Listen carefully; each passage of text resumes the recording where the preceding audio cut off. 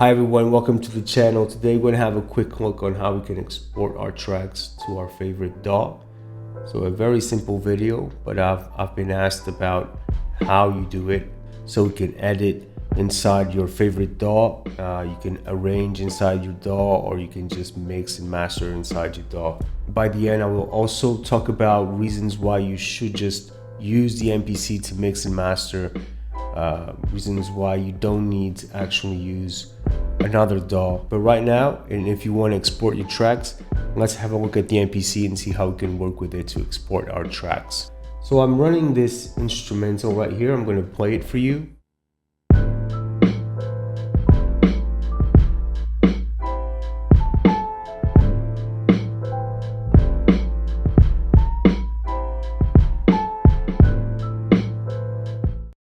Okay, now it's a 4-bar loop. One of the things that I like to do straight away if I'm going to export all the tracks to the DAW is I like just to put this into about 128 bars. So what I did just there is I doubled the length of the sequence. So go to the main. We now have 64 bars. I want more than that. I want 128 just in case.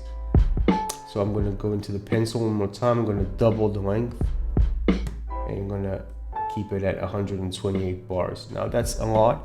I never make a beat that's 128, but in any case, just to be sure.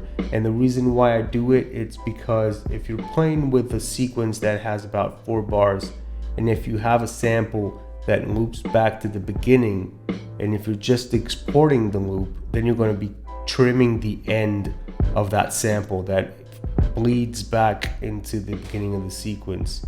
And just to be safe, that's why I put this into 128 bars, just so I can export everything 128 bars as a sample into the DAW.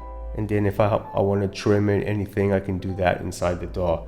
And now all we need to do is go into the folder at the top. We have the export option right here.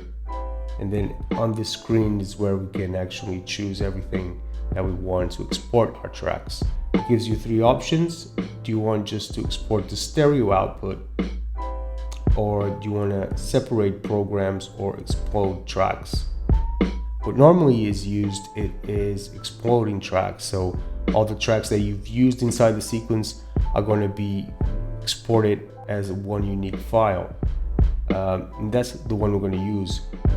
Separate programs is, imagine you're working with 3 programs inside the sequence, but you have like 6 tracks, but you're only using 3 programs.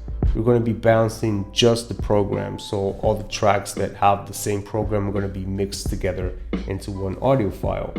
Now I don't want that. I want all my tracks to be separated into an individual file. So we chose explode tracks.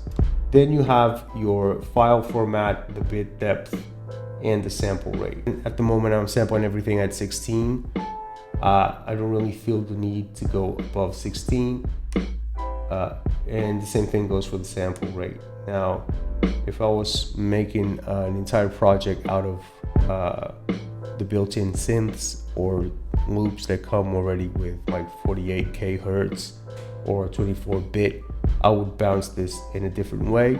Really depends on what you're doing. In this case, I don't really care too much. My beat is lo-fi as it is. So I'm just going to export this in with 16-bit depth and 44.1 hertz. We also at the top have a 1-second audio tail. I don't really care too much about that. You can take it away. It doesn't matter to me because I'm going to trim the end of this. I'm going to export everything. It's going to tell me where you want to export this. Now, if you have an MPC Live, you can just connect a USB stick on the back of your MPC and export everything to the USB stick, and then just plug it into your computer and bring it into your DAW. Super easy. In this case, I'm just going to drop this on my desktop. I'm going to create a folder. This will be my track folder, do it, and I'm just going to save. So now it's exporting all the tracks. and it depends on how many tracks you used inside that sequence. Only the unused tracks won't be exported. Okay, so our tracks have been exported and we have everything already inside our folder that we created. In this case, I have my stuff on my desktop, tracks.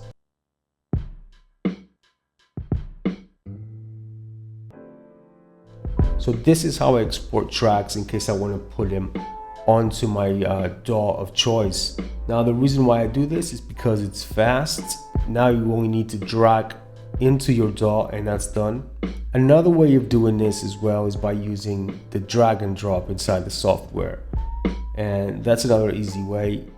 I just prefer to do it this way because it bounces everything at the same time. It creates a folder for you and all you need to do next is just drag and drop them inside your program.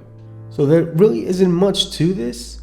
This is how I do it. If I want to put my tracks from the MPC inside my DAW, which is Logic, that's what I use most of the time.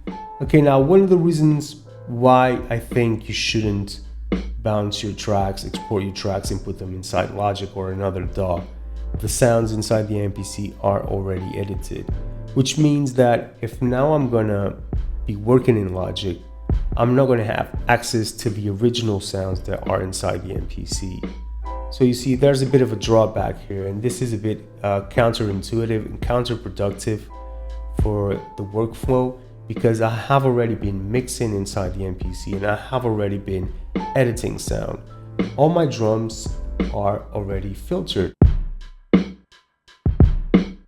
I've put that filter on my drums. Now if I'm working inside Logic on my drum track, I want to take back a little bit of that filter. I won't be able to do that obviously.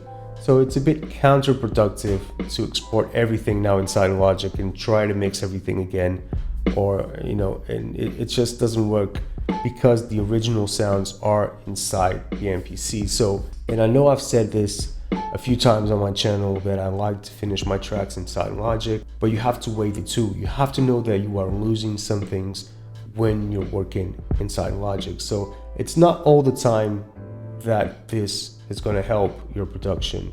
One of the reasons why I want to use Logic is because I have the timeline where I can design the arrangement of the beat. It's just easy for me, that visual connection to the beat, to see how everything is working out.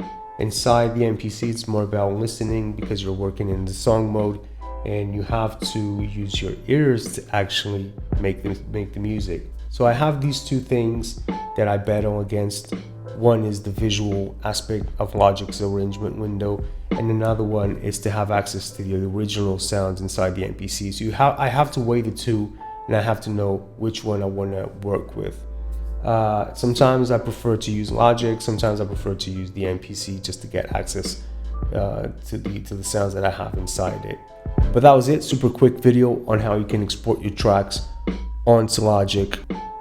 Reasons why you should and you shouldn't do it, and plus if you want to have access to these samples, they are available on Patreon. Thank you so much for watching my videos. Please share and subscribe, all that, and I'll see you on the next one. Thank you.